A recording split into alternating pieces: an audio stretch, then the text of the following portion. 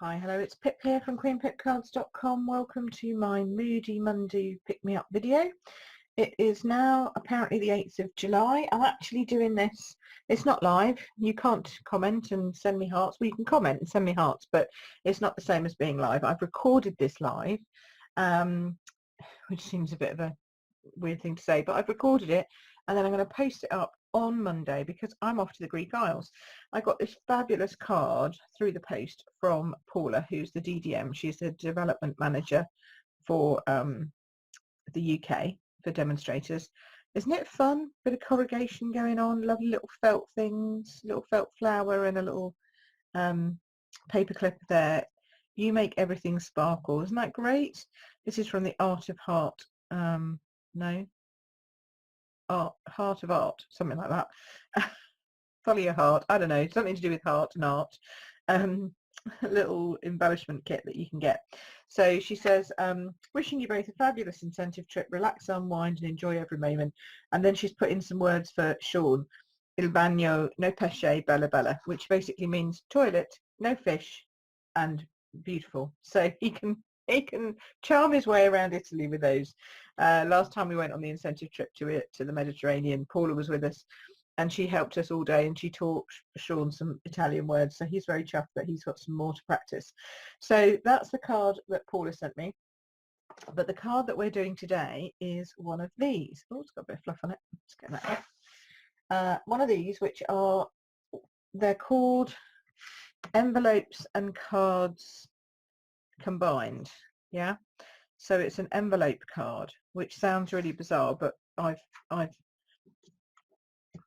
done some repositionable multi-purpose glue so that we can get it open and closed so that I can show you what it means.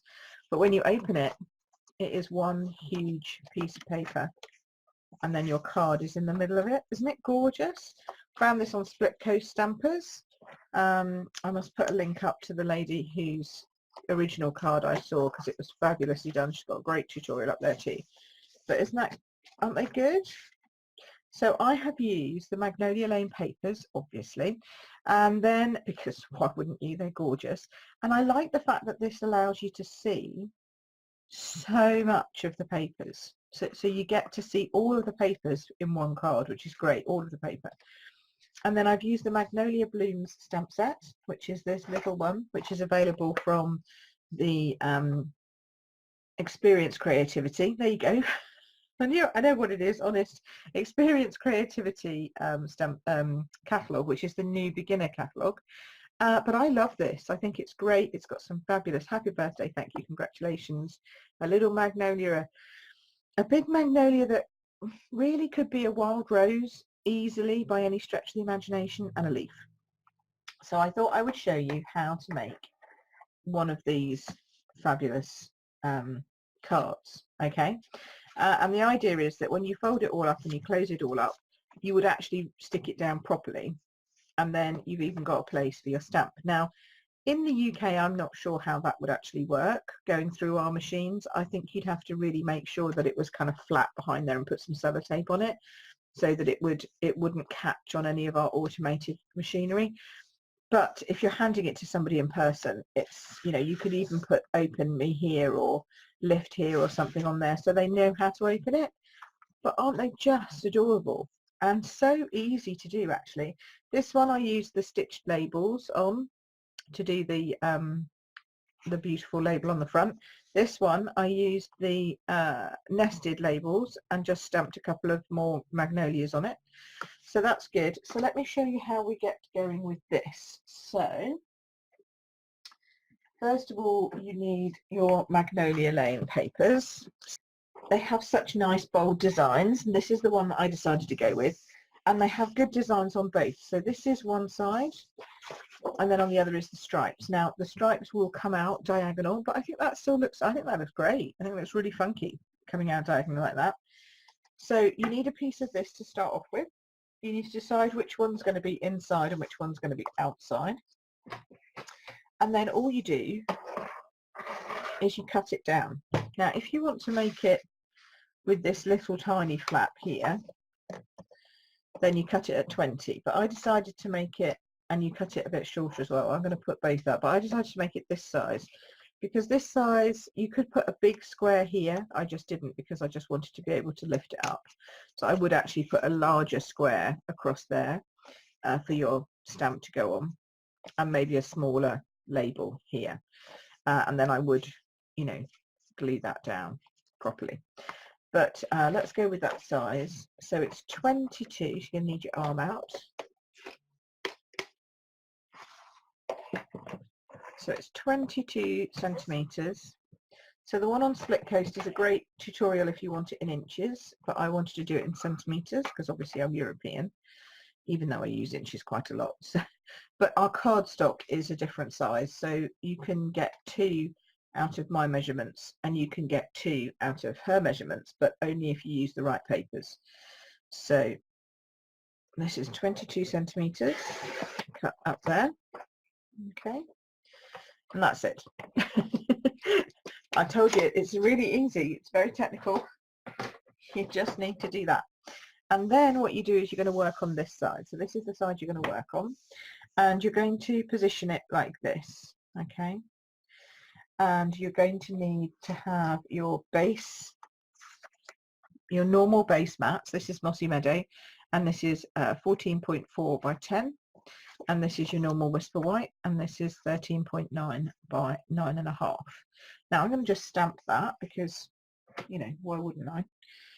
We've got to have a bit of stamping in this, and I love the fact that these images in the smaller stamp set also coordinate with the beautiful big stamp set and the images in the DSP. So it's really great because you've got an opportunity to do both. So this one, what did I put in the middle of this one last time? I think this was a happy birthday. Yeah, this was a happy birthday. So I'm going to make this one a thank you, just because I can. Let's make it different. So the 3 inks that you need, that I used, was Petal Pink, Mossy Meadow, and then of course my Memento. So I'm just going to stamp with Memento to start off with, and you need to get right into the middle of that flower. Make sure that you've got ink all the way into the centre of that flower, and then you can position it where you want it. Whoops, you can't see that because I've zoomed in. Let's do that. There we go. Okay, perfect. And then I'm going to go with the thank you in with the Mossy Meadow.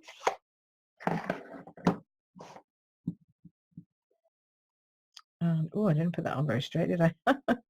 Let's hope it stamps a bit straighter. Oh yeah, that's not too bad.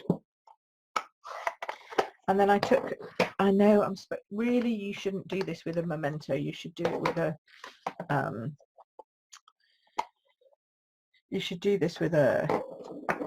a StazOn or something like that to get the colour, but it doesn't actually bleed that much if you're quite gentle. So I very gently took some ink onto my fingers and onto here. Got my blender pen out, which is completely different to blends. This is not a blend. A blend uses alcohol ink, and yeah, you see it's smudging a little bit here. We're getting a little bit of grey in, but that's okay. I can cope with that. So we're just literally putting a touch of Petal Pink, and it doesn't have to be perfect. You know, it's not going to win any awards, this one. I could do blends. I mean, you could do blends, would look just as lovely, but you don't want to get it everywhere. You just want to have it just in the opening bits of the flower. Okay, so you do that all over, and then you come back in and you do the same with your greenery. This time obviously not with the pink, but with the Mossy Meadow. There we go, it's not too bad. So then we get the Mossy Meadow, and I've actually managed to get some of this in here. And you can use your other end of your blender if you haven't got any paper to clean it off, like I've forgotten to put down here. And I'm just going to wash this over. So I don't want it to look perfect because the papers are not, they're sort of watercoloured. So I want it to match. There we go, just a little bit outside. Okay, so that's literally how you're going to do those. And then normally you would clean your blender off on a spare piece of paper, but I don't have a spare piece of paper to hand. So that's it, that's your stamping. We'll do a bit more stamping maybe on the lid, but at the moment, on the lid? No, on the cover, of the card envelope. But we're going to, for now, just do this. And you need to get this into position first, okay? Because you're going to, this is all you're going to use to do your fold lines. I know it's a bit scary. Sounds a bit scary, but actually it's okay. So I'm going to pop that on there. Make sure that's straight. Nice. Yep. All right. So then, before you stick anything else down, you're doing your folds. So you're going to come up. There's a bit more light on this situation, don't we? Is that better? That's a bit better. Okay, so we're going to position this here so you can see how the folds would go over. This bit here needs to be 9 centimetres high. So you need to get 9 centimetres up. Okay. And then each corner, if this was a straight line, each corner would be about 12.5. Yeah, so it's going to come in about here. So this actually, we could come down a little bit. It's a bit of a juggling act because you need to get this at 9.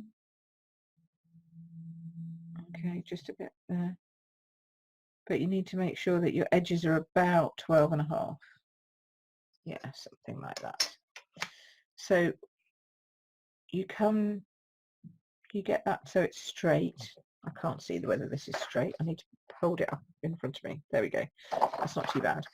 So you get to that point and then you just fold this piece over. Okay, that's your first fold. Then with that into, so now that stays there as your fold. Okay, that's it. The next one you're going to bring around, turn it round. Okay, and then you're going to do this fold. So this fold, you might need your bone folder for this. This helps. You're going to just butt it up against the cardstock. So this is why you needed to have the cardstock, you know, attached, glued and firm. And then you're going to just crease that with your bone folder. So there's no actual scoring involved. I mean, you could if you wanted to, but there's no point because you're just folding and you're just teasing it over and using its natural fold to go like that. There you go. So this point shouldn't fit over this edge. Okay, and you should have a bit of a gap there like that. And then you're going to refold this one up here. And now you can burnish this one. All right. And then comes the tricky one, because the tricky one is you need to work out where the top of the card is here. And you need to then fold this over without actually bending your cardstock inside. So just double check. Yep. It doesn't matter if it doesn't have to be perfect. It doesn't have to be exactly. It just has to be straight, she says, making sure that that's straight-ish. There we go. And then burnish that down here. Okay. There's a lot of burnishing going on. And then this piece folds over the top, and that's what gives you that flap for the front. How simple is that? But how gorgeous to receive that as a card. Wouldn't you be pleased with that? I'd be pleased with that. So then we glue this bit down and we're done, apart from the decoration at the front. Now, important piece, do not glue it down at the front until you've actually written inside your card. Okay? Because otherwise you won't be able to get back in to write your card. So just make sure that's sort of in there. What you need to make sure is that when you're actually putting it back in the card, your edges still fold nicely and it's straight with those. Okay, I think that's a bit wonky. There we go. So now it's glued down, just make sure it's nice and straight again. Make sure that your folds fold again. Burnish them. Burnish them. And the more you burnish them, the better they become. You know, the stronger the folds become. And then burnish them down again. Look at that. How easy and simple is that? And then we're just going to decorate the front. So I've pre-cut so that we didn't have to have the big shot going. I've pre-cut a couple of pieces. So I've pre-cut this piece. All right. And I've pre-cut the square. So this is from the stitched labels, stitched shapes. And then this is from the nested labels. Now you see this goes down a bit too far. Personally, I think I'd have it this way round at the front, but then it doesn't open properly. So you have to have it this way. But I think you really need a bigger square to hold that down. This is fine for a little tab here if you're giving it for by hand. In fact, actually, we could just leave it like that. Make sure these line up, and you could just have that. And then I would sellotape that down if you're going to put it through the post, because you don't want these edges to catch. And actually, you might need to put a bit of tape on here, because with our automated machines, these could catch. So that's the only pain, is if you're sending it by post, it might get damaged unless you stick it down, and then you kind of lose the whole point of, you know, having it all open with just one flick. I did try with a little thingy, but this, like this little nested shape as a tab, again, it would work nicely if you were giving it by hand, because it is just a little tab. Looks quite cute there. But I think the square gives it a bit more firmness. So now I've cleaned my rose. Now I can put a pink rose on the front of this. Just sort of here. Go down nicely. It's not really a rose, is it? It's a magnolia, but you know what I mean. So, and again, if you're writing the address, make sure that you write the address. That's gone up a bit too high now, hasn't it? Okay. Make sure you write the address, not on anything that you've stamped on, because sometimes it's not registered or recognised by the automated postage system. Well, you're getting a lesson in postage today as well. But anyway, so that's it really. I would then pop that on here, and yeah, there you go. You're pretty much done. So I hope you've enjoyed this. This is my Moody Monday Pick Me Up video, Facebook Live, which I will be putting up on Facebook, on YouTube rather, on my blog on the Tuesday.